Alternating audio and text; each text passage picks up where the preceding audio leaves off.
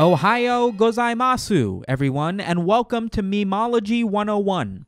I cannot express how disappointed I am that you even have to take this class. This isn't even something that they do in the current curriculum. This is a summer school exclusive lecture for everybody who has failed several other image macro-based classes. I cannot express how disappointed in you I am, but that's fine. I have to take some responsibility. It's not that you're necessarily a bad student. It's that I'm not a good enough professor to deal with how bad of a student you are. That being said, we're going to be covering some of the basics. I understand that this isn't theology, but it is important that you understand the bigger picture when we're talking about simplistic meme. Can anybody tell me the purpose of a meme? Why one would share a text over an image macro, a funny Pepe, or any sort of reaction image on Twitter? What is the purpose of a meme? That's right. It is to bring cheer, laughter, and happiness to your fellow student.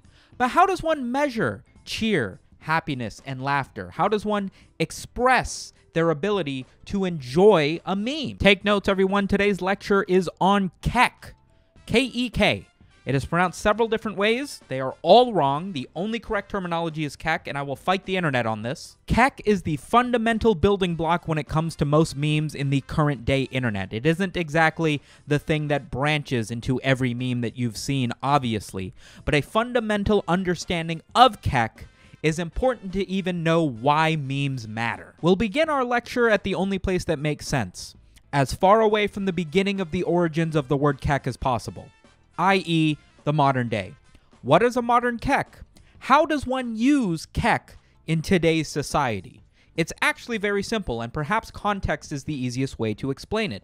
Kek can more or less simply replace the other three-letter meme acronym LOL, laughing out loud. Any situation where you want to express the fact that something made you laugh, any situation where you would have responded LOL, you can instead respond KEK. Means the same thing. You're lolling? No, you're not. You're kecking. Depending on where you spend your time, you may actually already have started using the word kek.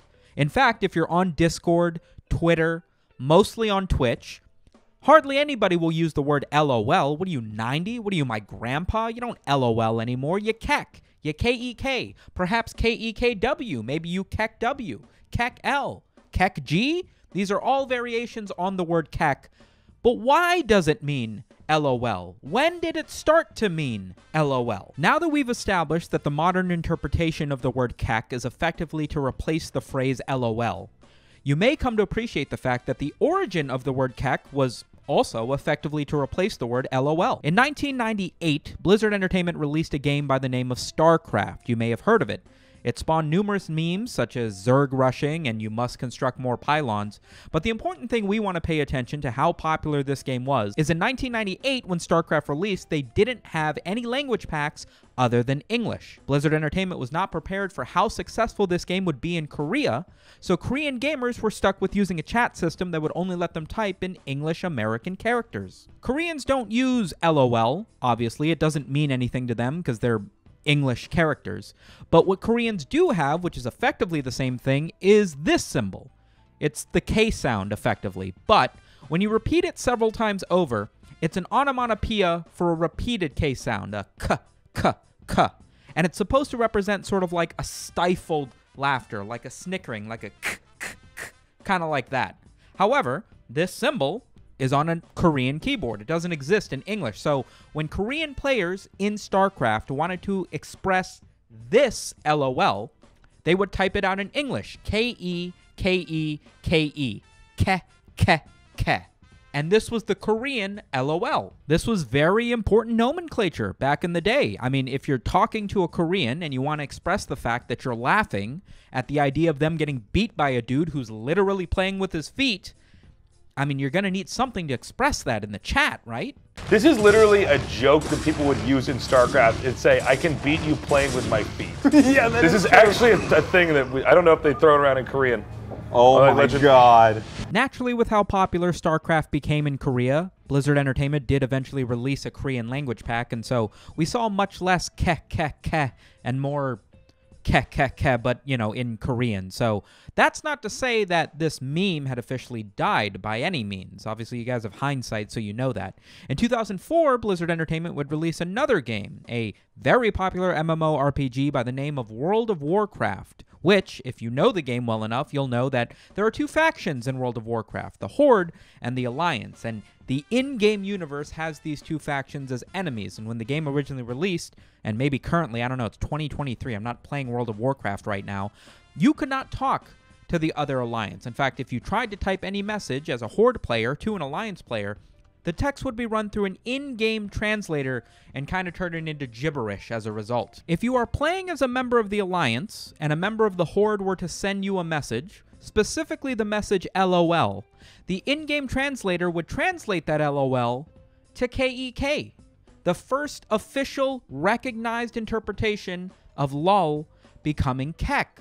Very interesting. Although difficult to confirm whether or not this was done on purpose by the game devs, typing out KEK as an Alliance member, sending that to a Horde member does not retranslate it as LOL, but still funny nonetheless. You're welcome for that little language lesson now that we understand where that Korean symbol came from, why it became ke, and then later Blizzard's involvement in that vernacular and turning it into the shortened Kek, and why that is now so popular. But that still leaves one question to be answered. Who the fuck is this guy? Voy a la playa, había subido la marea.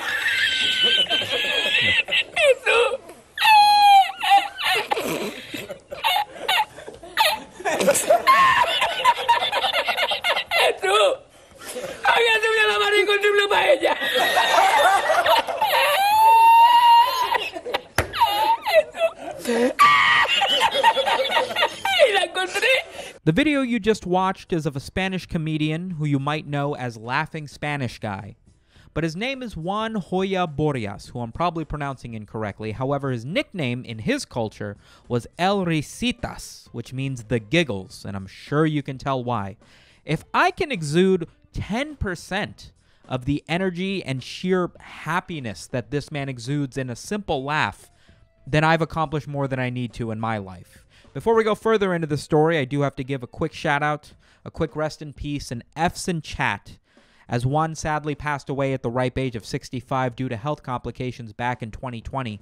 But worry not, his humor, his laughter, and the joy that he brings to the internet will not be forgotten anytime soon, as he has been immortalized as the face of Kek. This TV show interview that El Risitas did on Spanish television started to go viral on French forums and Spanish TV show forums and what have you, simply due to the incredible laughter that this man exudes while retelling the story of him as a youth throwing the pans in a kitchen into the ocean after a disagreement with his boss or something. What really got this meme going was the fake fan translations, as it were. There would be fake subtitles that would be labeled under this video of him retelling this unrelated story, and the laughter that he would exude would bring so much life to an otherwise completely irrelevant series of subtitles, the combination of which is just unmatched by any other video on the internet. It's a tough thing for me to explain here in my dorky glasses, but when you see an example, you'll understand what I mean.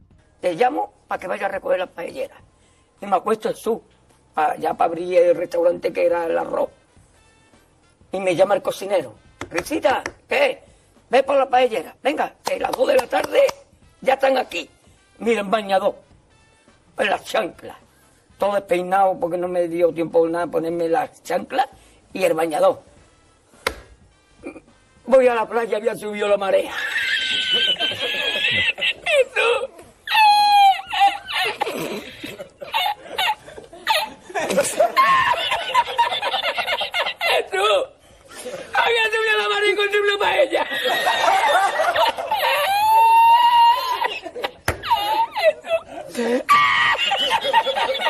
I could think of no one better than to be the face of Kek, and the fact that anytime you type KekW, KekL, KekG in a Twitch chat, and seeing El Risita's face pop up, it's the best. And I always find it tremendously fascinating, the incredible amount of depth and personality that can stand behind some of the shortest, simplest strings of text that you see spammed hundreds of times in a live stream. This phrase Kek, starting as an onomatopoeia mistranslation of something in Korea, then being turned into this in-game joke about it being the lol for orcish members in World of Warcraft, and then being personified by the Spanish comedian because of how well he embodied the Kek, and it all coming together to becoming this globally, universally used phrase and or image just to mean laughing in general, I think is a beautiful way to encompass the life of El Risitas, but also the evolution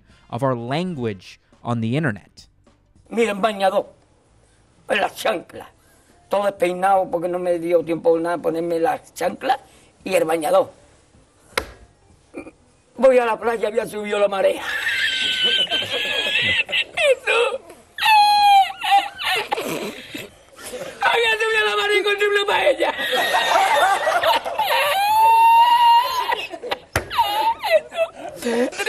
Porque estaba la paellera agarrada, metida entre las piedras de Chipiona, del faro. Y cuando entro en el restaurante me ve el cocinero con una paellera y adentro la vende paellera.